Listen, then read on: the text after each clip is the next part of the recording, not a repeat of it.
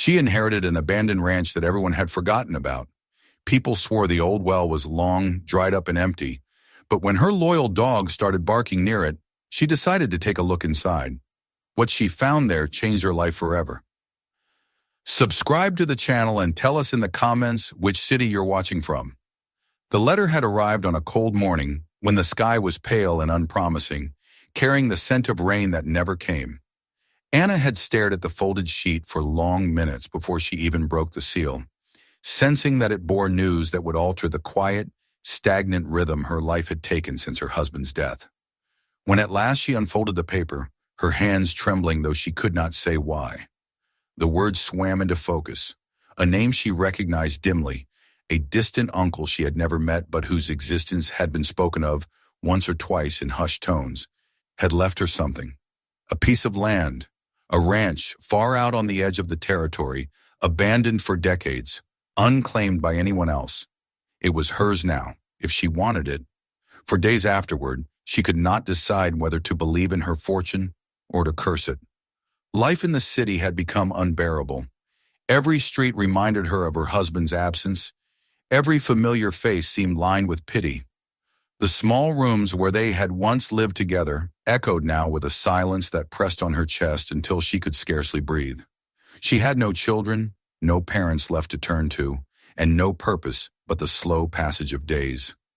When she read the letter again, for the 5th or the 6th time, she realized that the land might not be a burden but a last chance, however meager, to carve something of her own.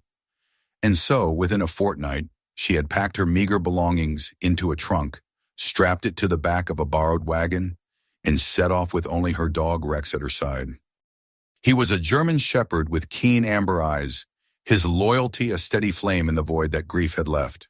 She trusted him more than she trusted herself at times. When she stepped into the driver's seat and flicked the reins, she whispered to him as if to a fellow traveler, promising that they would find something new, some quiet corner where memory would wound less sharply.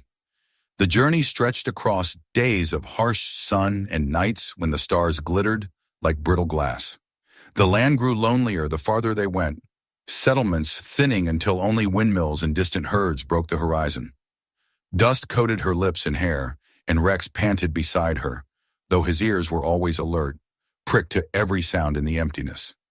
By the time the wagon crested a final ridge and the ranch came into view, the sun was sliding low, casting the plains in long shadows. At first sight, it seemed no different from a dozen other abandoned places she had passed on the way. The house stood in the center of the property, roof sagging inward, one shutter hanging loose and clattering in the wind. The barn was little more than a charred skeleton, black beams stabbing upward like the ribs of some fallen creature. The fences lay scattered and broken, gray wood half buried in weeds. Yet it was not these that drew her gaze, but the structure at the center of the yard. A stone well, its circular wall weathered and half collapsed, its wooden cap broken as if clawed by time. It was dark even in daylight, and she felt the same tug she had felt when reading the letter, a pull she could not name, half fear and half fascination. She halted the wagon in front of the house, climbed down stiffly, and stood in the yard with Rex at her side. The air was dry, sharp with the smell of sun-baked weeds. Her boots pressed into soil brittle from years without care. The house loomed above her, silent, yet not lifeless. She pushed the door open, its hinges groaning, and stepped inside. Dust lay thick on every surface, cobwebs curtained the corners, and the furniture that remained was broken and warped. A table leaned on 3 legs, a chair lay on its side, and a small stove was rusted to dull brown. The air was stale, tinged with mildew, and when she inhaled, she imagined the breath of those who had lived here long ago, still lingering. Rex nosed through the shadows, tail low, hackles raised. He gave a low growl once, staring toward the window that faced the well, and Anna found herself glancing that way too, her throat tightening. She whispered to him, calming words, though her own unease did not lessen.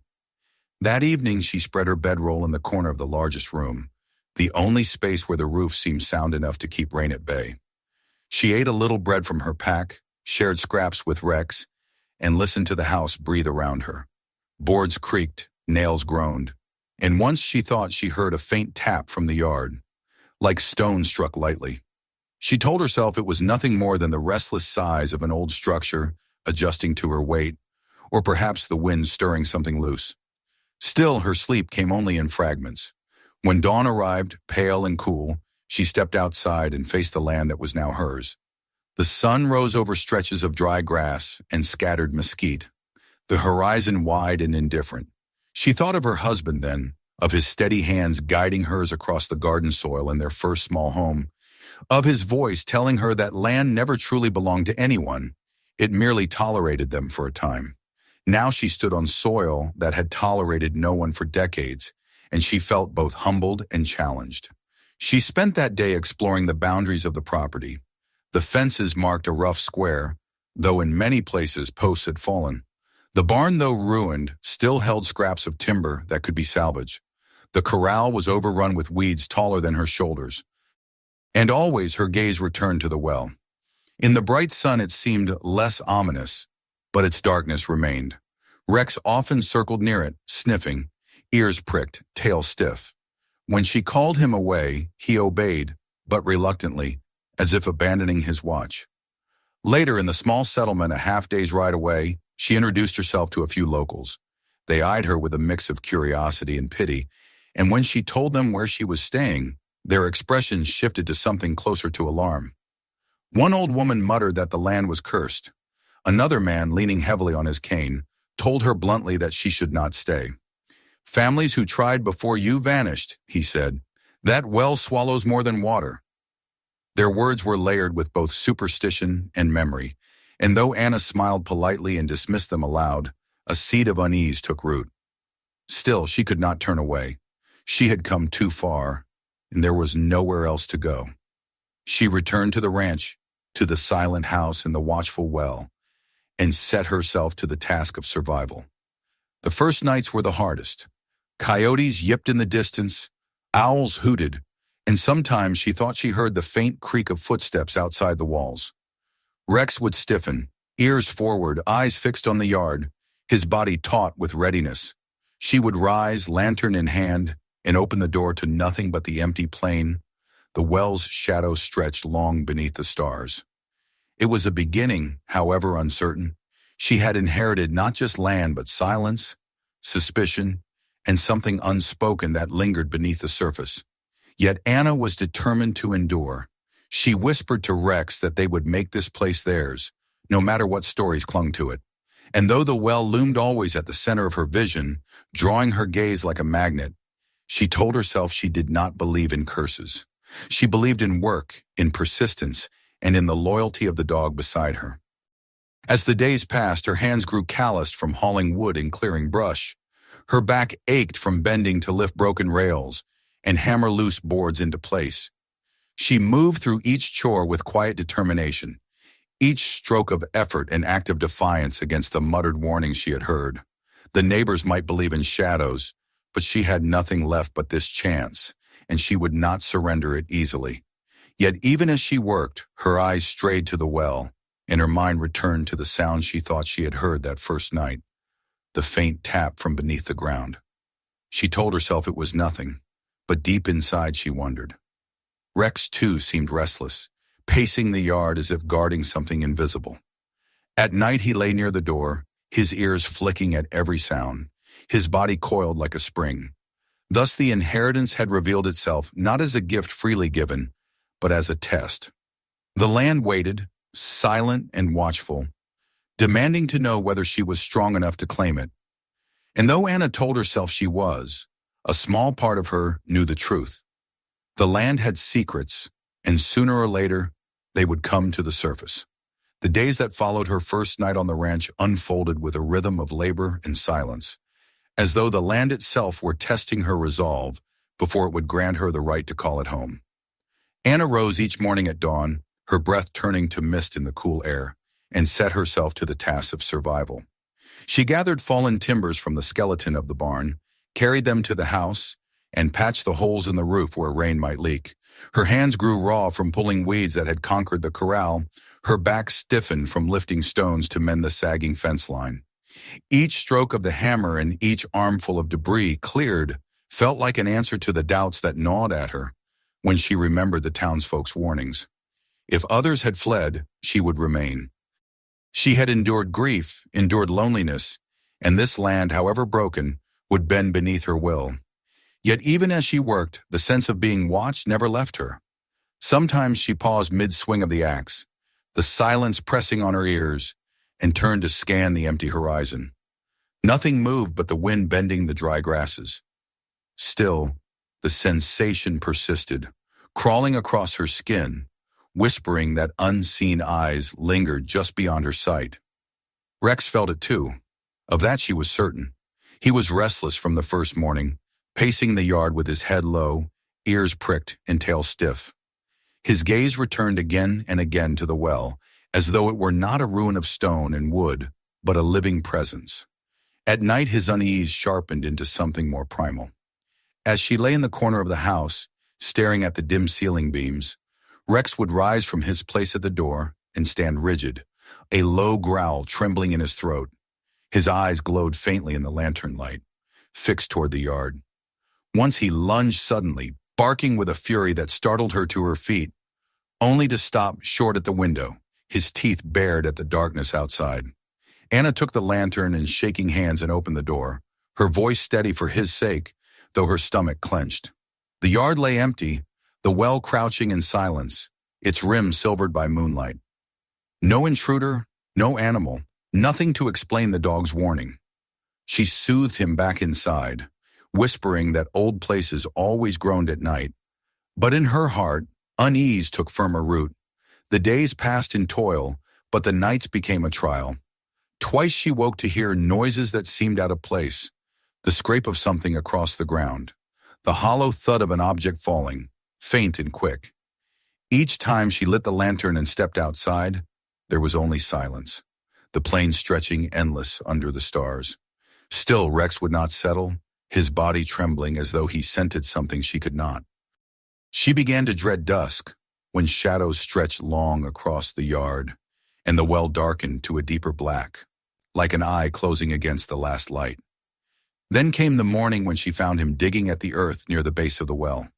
She had woken early, the air damp and cool, and stepped outside to find him already at work, his paws clawing at the soil with frantic energy.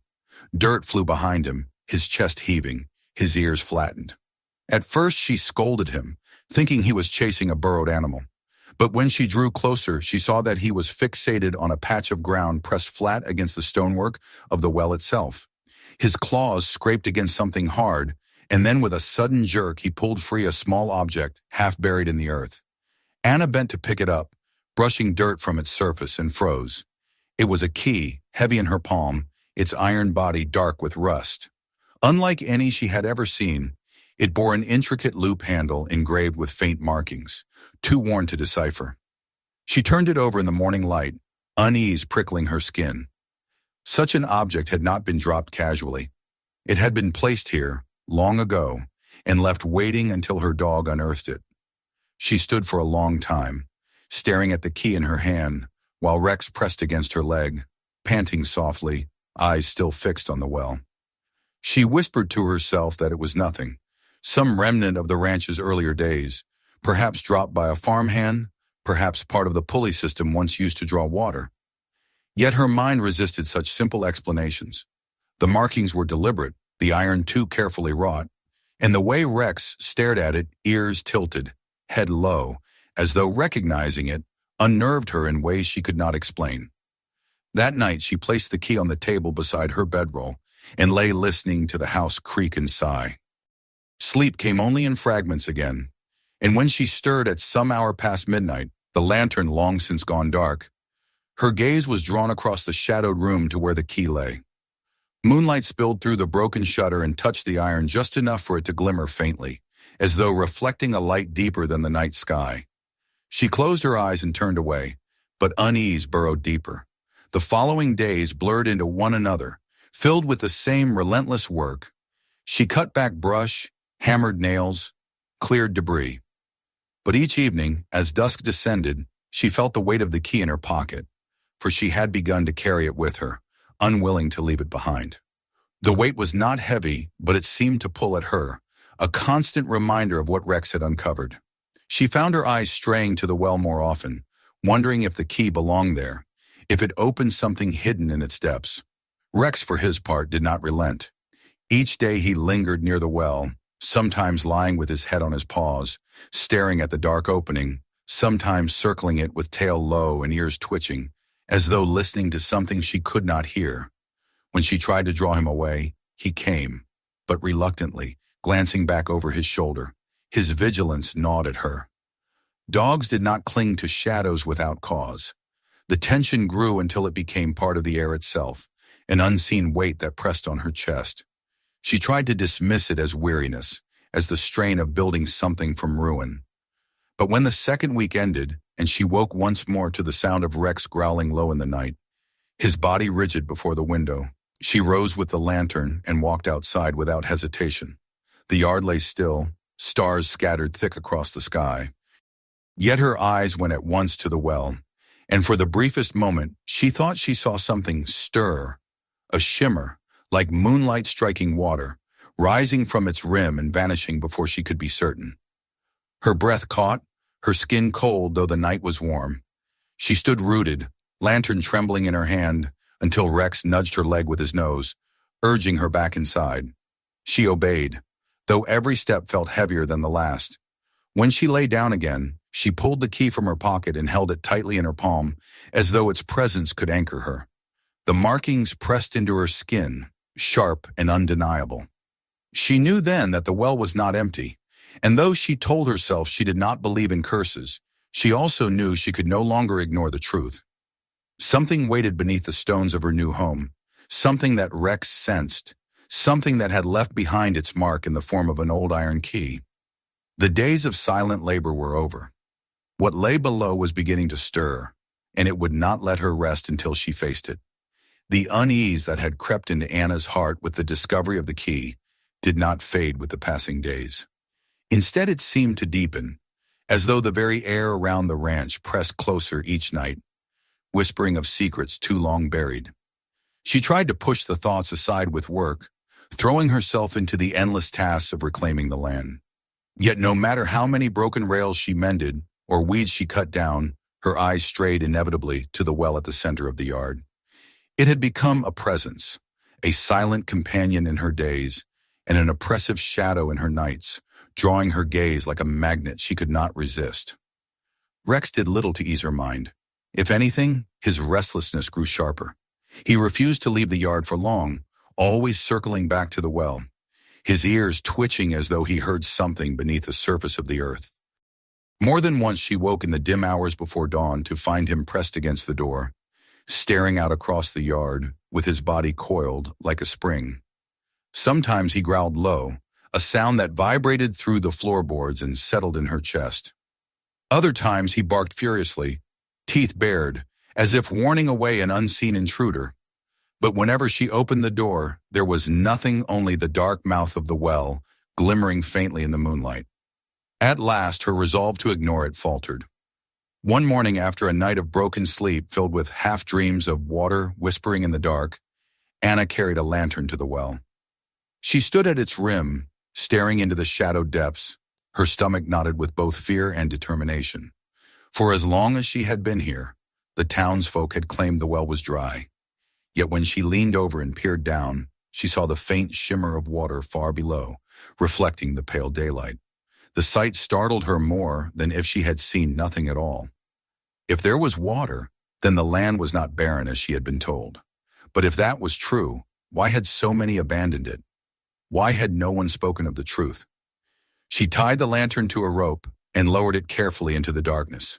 The flame cast a dim glow on the stone walls, revealing moss slick against the rock, the damp sheen of moisture. And then, as the lantern reached the surface of the water, she caught sight of something else, a glint of metal, faint but unmistakable, lying at the bottom beneath the rippling light. Her breath quickened. It might have been nothing more than a stone, yet it gleamed too brightly, too deliberately. She hauled the lantern back up, her hands trembling, and stood staring into the depths long after the light was gone. Later that day, as she walked the yard with Rex at her side, she noticed something she had not seen before. a faint line in the stonework of the well, as if one block had been placed differently from the others. Curious, she knelt and brushed at it, her fingers tracing the seam until she found a small indentation. It was a keyhole, worn smooth with age but still clear. Her breath caught as she reached into her pocket and withdrew the iron key. For a long moment she held it in her palm, the weight of it heavier than it had ever felt before.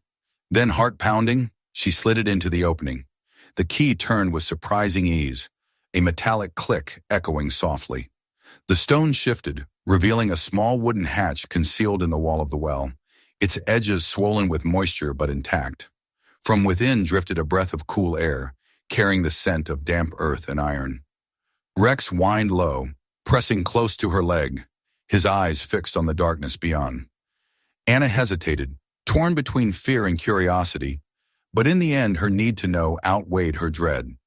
She pried the hatch open, and a narrow passage yawned before her, sloping downward into the ground. She lit the lantern again and took a length of rope from the barn, tying it around a sturdy post before lowering herself carefully into the hidden passage. Rex followed without hesitation, his nails scraping against the stone as he descended beside her.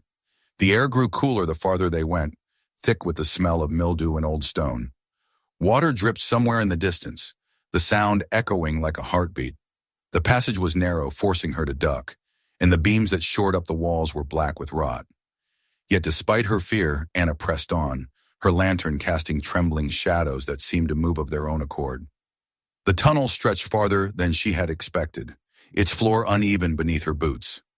She stumbled once, catching herself against the wall, and her hand brushed across markings carved into the stone.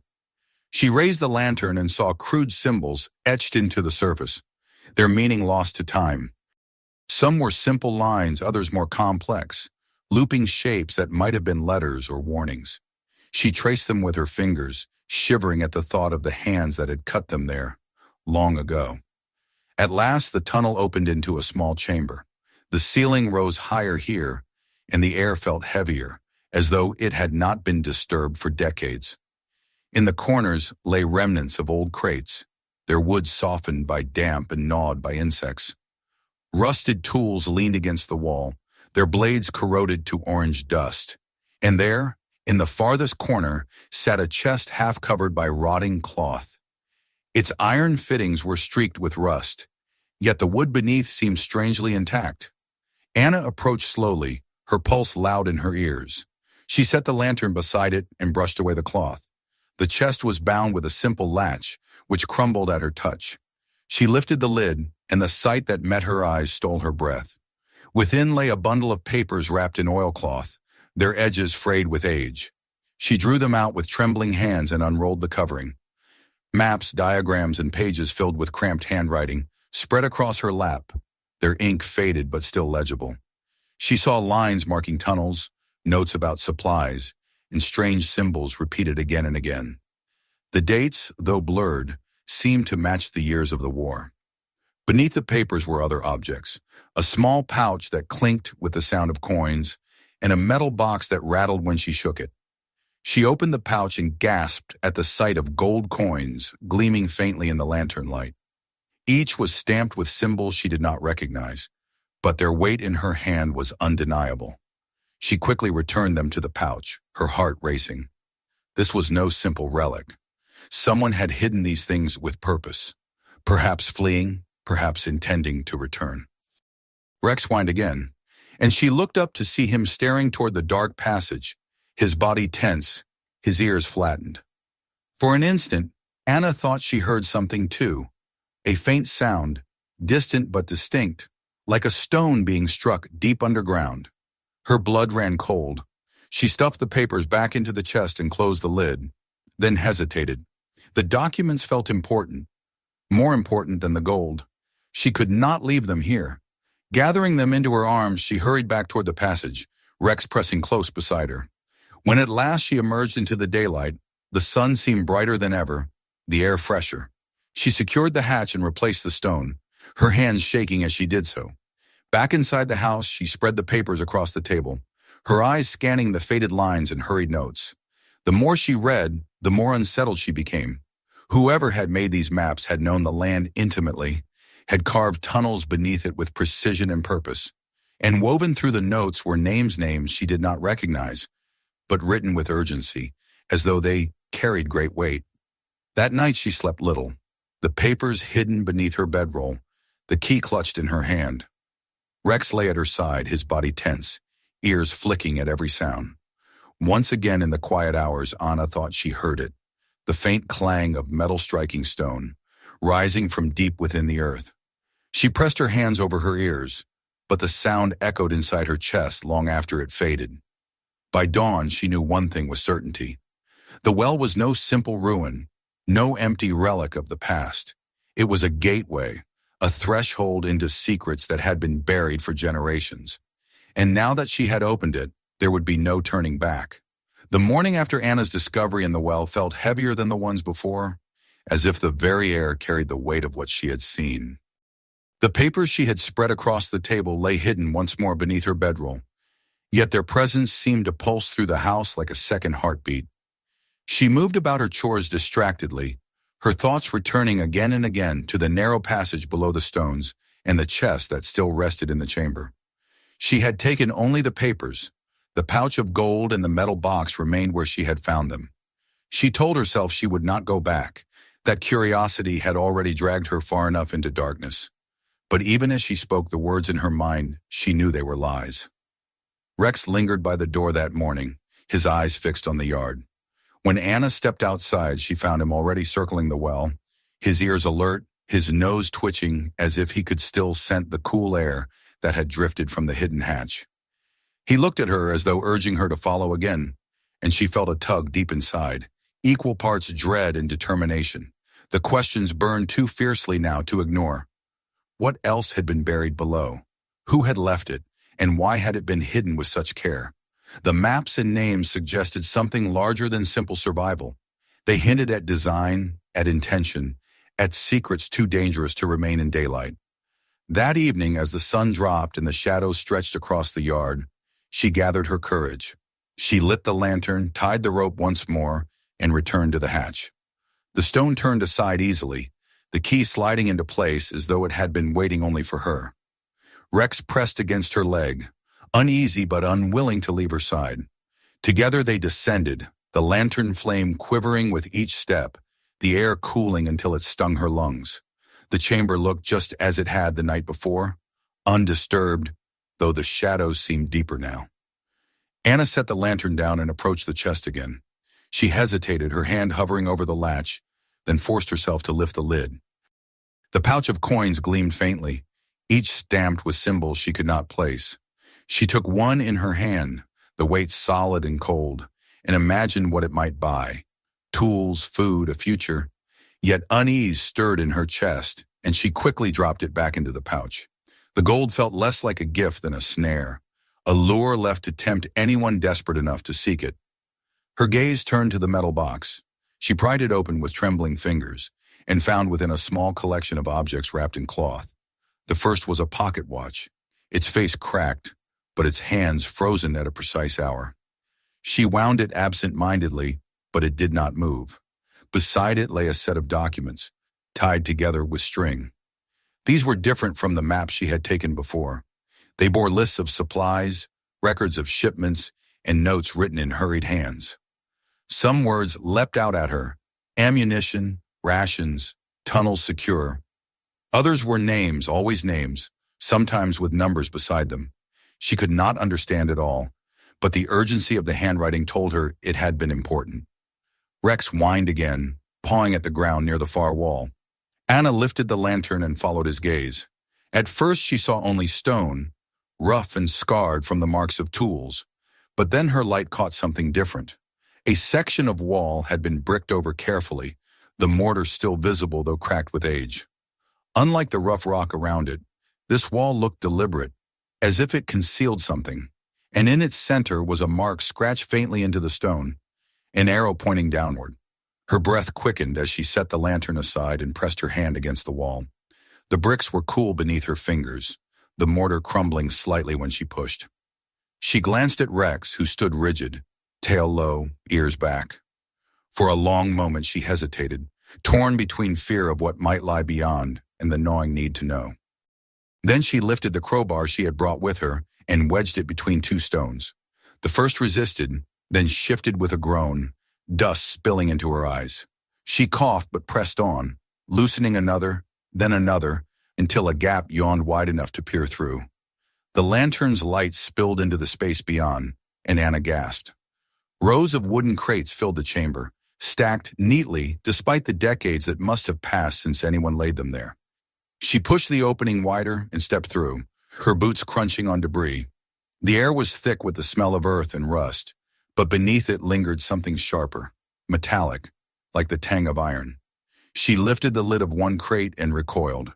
Inside lay rifles, their barrels gleaming faintly despite the dust. She touched one gingerly, her fingertips brushing over the cold metal, and quickly dropped the lid. Another crate held sacks heavy with coins, not the dull brown of copper, but the bright shimmer of gold. She opened a third, her hands shaking, and found ledgers bound in cracked leather, the pages within filled with numbers, names and marks she could not decipher. The sight overwhelmed her. She staggered back, clutching the lantern, her mind reeling.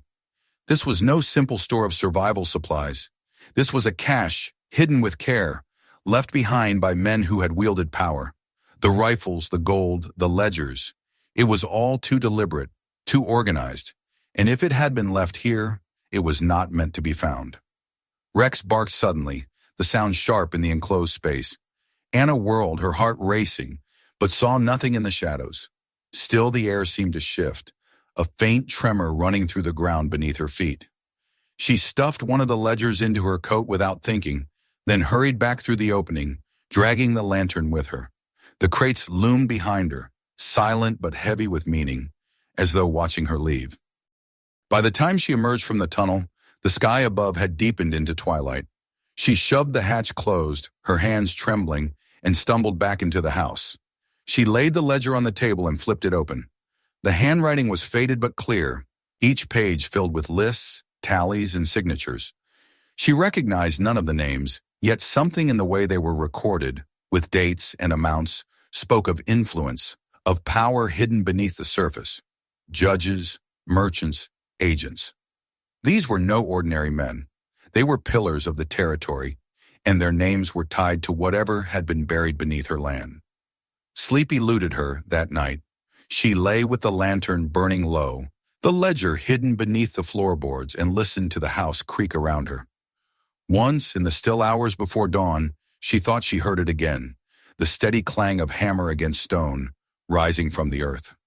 She pressed her hands over her ears, but the sound throbbed within her chest until her heart ached.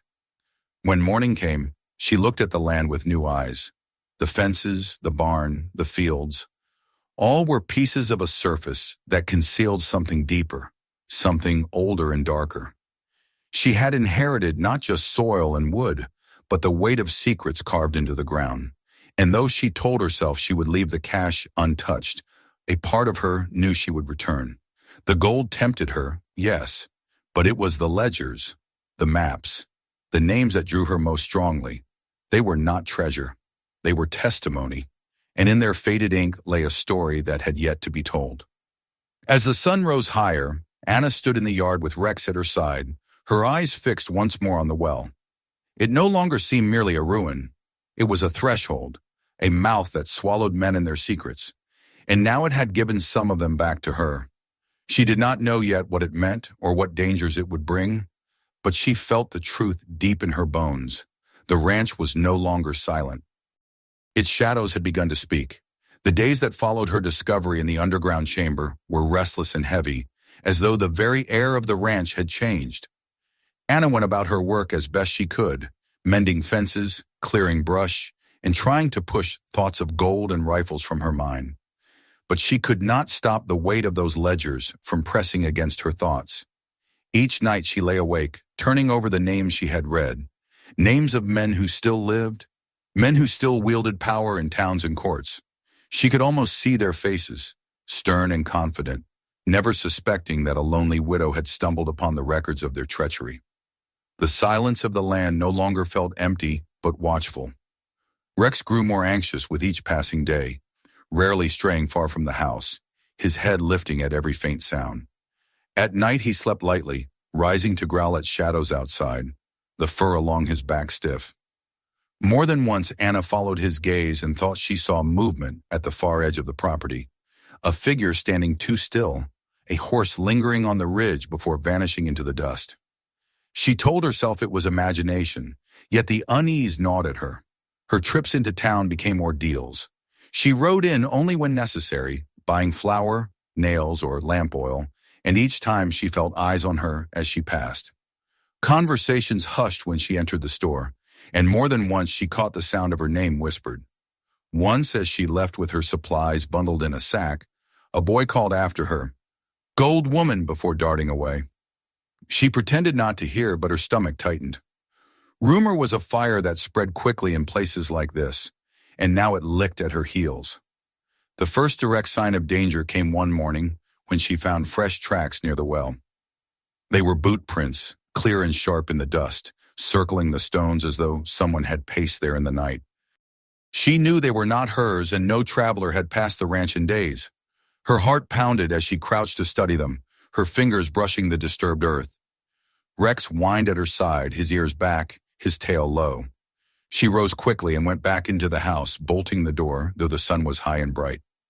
That night, the sound of Rex's furious barking jolted her awake. She seized the lantern and rushed outside, her breath steaming in the cool air. Near the barn, a figure fled into the darkness, the glimmer of metal flashing briefly before it vanished beyond the fence.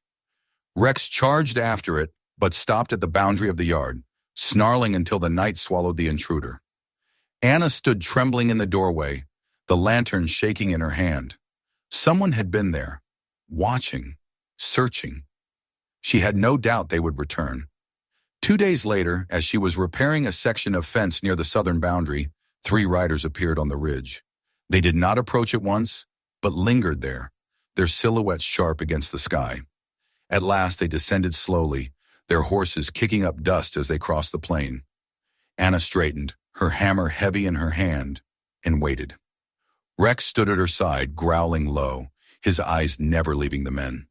They reined up in the yard, their expressions unreadable. One wore a wide-brimmed hat pulled low, another a coat too fine for a ranch hand, and the third carried a rifle openly across his lap. The man in the coat leaned forward in his saddle and spoke first, his voice smooth as oil. He told her the land she occupied was not good for farming, not fit for raising stock, and that it would be wise for her to leave it behind before misfortune found her. His words were calm, almost polite, yet beneath them lay a weight of menace. Anna stood silent, her heart hammering, and listened. Then the man added, almost casually, that things were buried here, things that did not belong to her, things that had cost lives before. His eyes fixed on hers, and for a moment she felt as though he could see straight through her, down to the ledger hidden beneath her floorboards. He suggested she surrender whatever she had found, and perhaps she would be allowed to leave unscathed. Her throat was dry, but she forced herself to meet his gaze. She told him she had found nothing but dust and old wood, that the land was barren and cursed just as the townsfolk claimed, and that she wanted nothing but to make a life here. For a moment she thought they might laugh, but their faces remained hard. The man with the rifle shifted in his saddle, his eyes cold and unblinking. Then, without another word, the 3 turned their horses and rode back toward the hills, dust rising behind them until it swallowed their silhouettes. When they were gone, Anna released the breath she had been holding. Rex pressed close to her, his body trembling. She knelt beside him, burying her face in his fur, whispering that they would endure, though the words sounded hollow even to her own ears. That night she bolted the door, loaded the rifle she had found in the cellar, and sat awake until dawn, listening to the house creak and the wind moan across the plains. The following nights brought no rest. Sometimes she thought she heard footsteps just beyond the walls, the crunch of gravel beneath boots. Once she woke to find the barn door ajar, though she knew she had fastened it. Inside, the hay had been disturbed, as if someone had searched through it. She replaced the latch and tied it tight with rope, but her unease grew sharper. She had the sense of being hunted, of a noose tightening around her with each passing day. Rex sensed it too. He no longer barked at shadows but growled constantly, his eyes flicking to the well, to the barn, to the horizon. Twice he chased something into the darkness, returning with his fur bristling and his jaws flecked with dirt, but nothing more. Anna praised him, her hand trembling as she stroked his head, grateful for his presence. Without him, she felt she might already have broken beneath the weight of fear. Her sleep grew shallow, every sound jolting her awake. She dreamed of the underground chamber, of crates filled with rifles, of gold clinking endlessly, of names written in ink that bled across the page. In the dreams, faceless men stood at the foot of her bed, their shadows stretching long across the walls, whispering that the land was not hers, that she had stolen what was buried. She woke each time with her heart pounding. The dog pressed against her side as though he too had seen them. By the end of the week, the ranch no longer felt like a home, but a battleground. The fences stood half-mended, the corral half-cleared, yet none of it seemed to matter. What use was a house or a field if men could come at night and take from her what they wished? Each morning she walked the yard, her eyes scanning for signs, hoof prints, cigarette butts, scraps of paper carried by the wind. Each morning she found them, fresh and undeniable. She was not imagining it. They were there. She thought of leaving, of harnessing the wagon and riding away with Rex at her side, of abandoning the land and the secrets beneath it. Yet even as the thought formed, she knew she could not. To flee would mean surrender, and surrender would not keep her safe. The men who watched from the hills would follow, would hunt her, would silence her as they had silenced others. No, she had to stand, though the thought of it terrified her. She had to guard the papers, the truth they carried, until she could find a way to place them in hands strong enough to act. One evening, as the horizon burned with the colors of sunset, Anna sat on the porch with Rex at her feet and the rifle across her lap. She watched the ridge, and though no riders appeared, she felt them there, lingering just beyond her sight. The well crouched in the yard like a beast, its stones glimmering faintly in the fading light. She thought of the key, of the chest, of the ledgers hidden beneath her floorboards. She thought of the names written in careful hands, of the power they represented, and of the danger they now brought to her door. The danger had drawn close, so close she could feel its breath. And as night fell, heavy and silent, Anna understood that the time of waiting was nearly over. Whatever had been hidden beneath the land had already begun to surface, and soon those who sought it would come again, not with words but with fire and steel. She whispered to Rex that they would face it together, her voice steady, though her heart trembled. The dog thumped his tail once, his eyes never leaving the horizon, and in that moment, though the shadows thickened around her, she felt a flicker of strength. She was not alone. The night after the riders came was the longest Anna had yet endured. She sat in the darkened house with the rifle across her knees, the lantern turned low and Rex pressed close at her feet. Outside, the plains stretched wide and silent, but the silence was not a comfort. It felt taut, like a string drawn tight, waiting for the snap. Every creak of the rafters, every whisper of wind against the shutters, made her start. Once she thought she heard footsteps crunching across the yard, and she raised the rifle, breath shallow, finger tense on the trigger.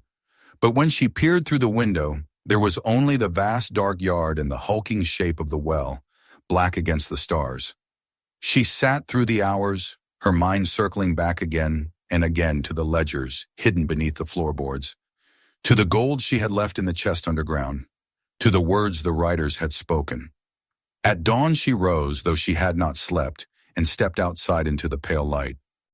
The land looked different now, stripped of the faint promise it had once shown. The corral was skeletal, the barn a hollow ruin, the fences leaning like broken teeth. Even the well appeared altered, its stones dark as though freshly wetted, its mouth wider than before. She walked the yard, her boots crunching on the dry earth, and it did not take her long to find the tracks. Hoofprints overlapped one another near the southern boundary, leading toward the hills.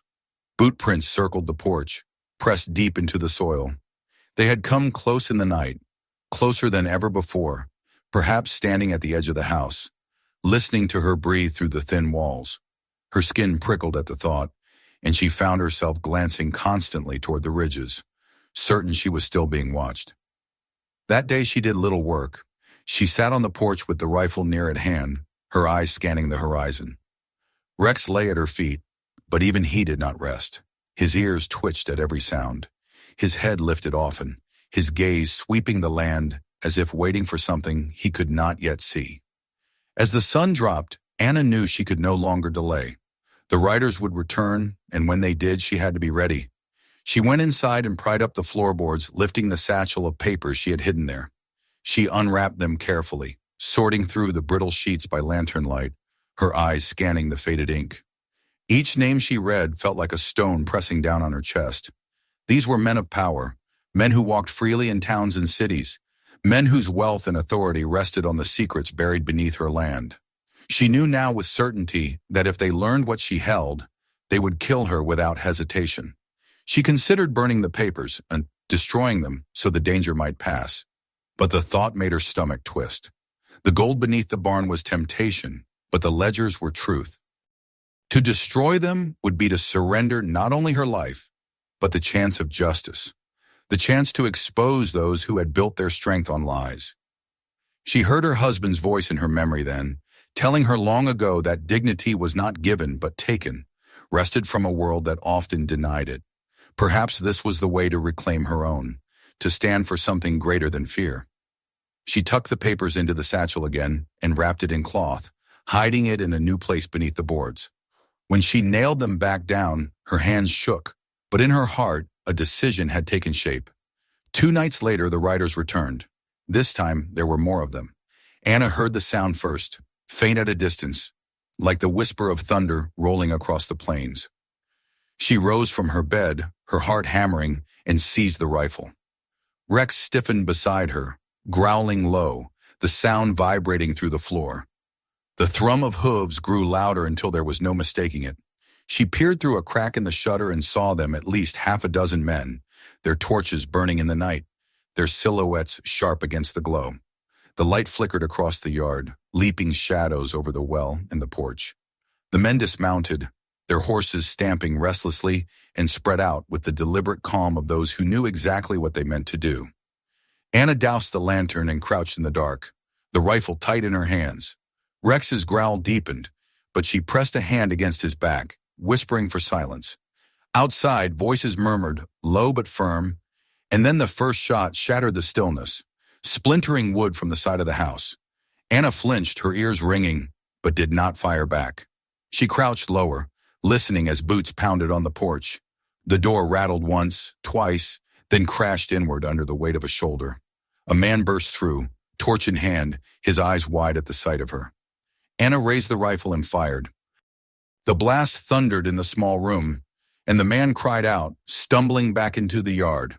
The others shouted, their voices sharp with anger, and spread out around the house. The next minutes blurred into fragments of sound and fire. Shots cracked through the windows, boards splintered, glass shattered. Anna ducked low, reloading with trembling fingers, her breath harsh in her throat. Rex lunged at the door once, snarling furiously, but she called him back, afraid he would be shot down. She crawled from one corner of the house to another, firing when she could, the flashes lighting the dark. Twice she saw figures drop, torches tumbling from their hand into the dirt. Once, through the smoke, she caught sight of the man in the fine coat, his face pale in the firelight, his eyes hard as stone. Then she smelled the smoke. A torch had rolled against the side of the barn, and the dry wood caught quickly. Flames climbed high, licking at the roof. Sparks carried on the wind toward the house. Soon the air was thick, her eyes burning, her lungs searing. She knew the house would not hold. She pried up the boards of the floor with desperate hands, seized the satchel, and clutched it to her chest. Rex barked furiously, pressing against her legs as though to drive her onward.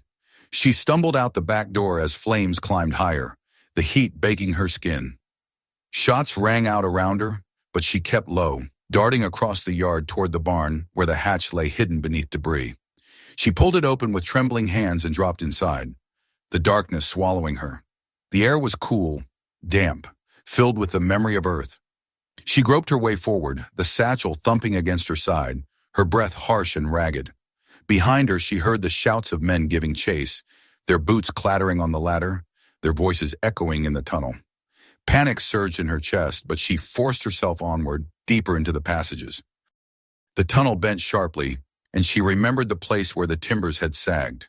She pressed her hand against the wood, waiting until she heard the men close behind, their curses bouncing off the stone. Then she swung the crowbar with all her strength.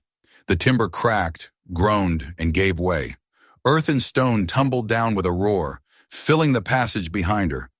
The shouts of the men were swallowed in dust, and she staggered back, coughing, her eyes stinging. The tunnel ahead remained clear, and she pressed onward, her legs trembling, the satchel heavy in her arms. She stumbled through the darkness, guided only by memory and instinct, until at last a faint glow appeared ahead. She pushed herself harder, gasping, and emerged through the northern exit into the night. The stars wheeled above her, bright and cold. Behind her, smoke rose from the burning ranch, flames devouring the house she had tried so hard to rebuild. She collapsed on the ground, her chest heaving, and pressed her face into Rex's fur as he whined low, his body trembling but alive. She had lost the house, the barn, the fences, everything she had worked for.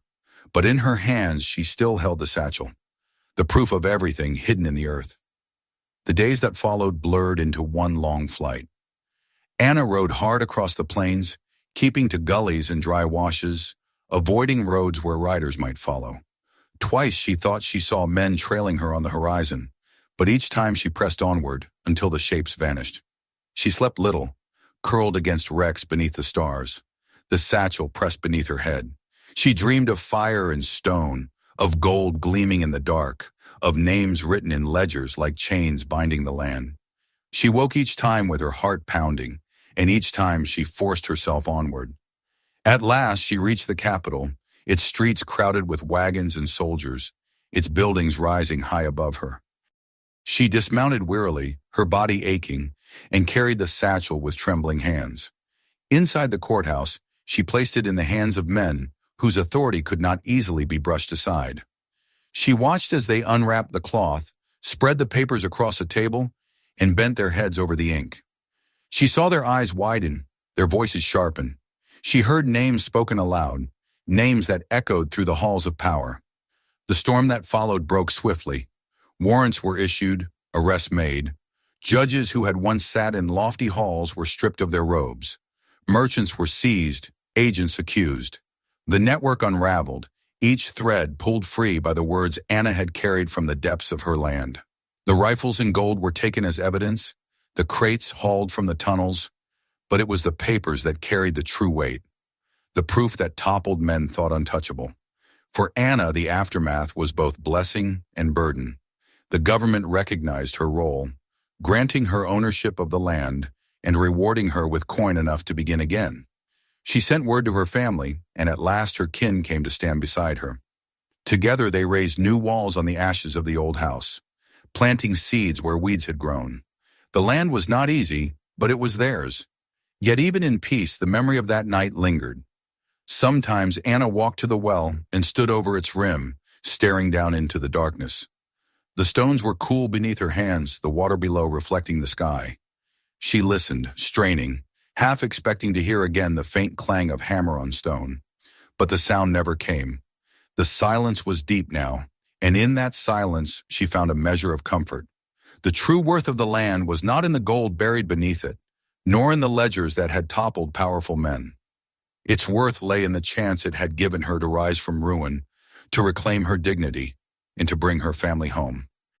On quiet evenings, she sat on the porch of the new house, Rex at her side, her children's laughter drifting across the yard. The stars wheeled above the plain, as they always had, indifferent and eternal. The land that everyone had refused was hers now, not because of treasure, but because of the courage it had demanded. And that, she knew, was the only treasure that truly endured. If you enjoyed this story, don't forget to hit that subscribe button so you never miss the next unbelievable tale. Click on the video right here on your screen to discover another shocking story you won't believe is true. And don't keep this secret to yourself. Share this video with your friends and family so they can uncover the mystery too.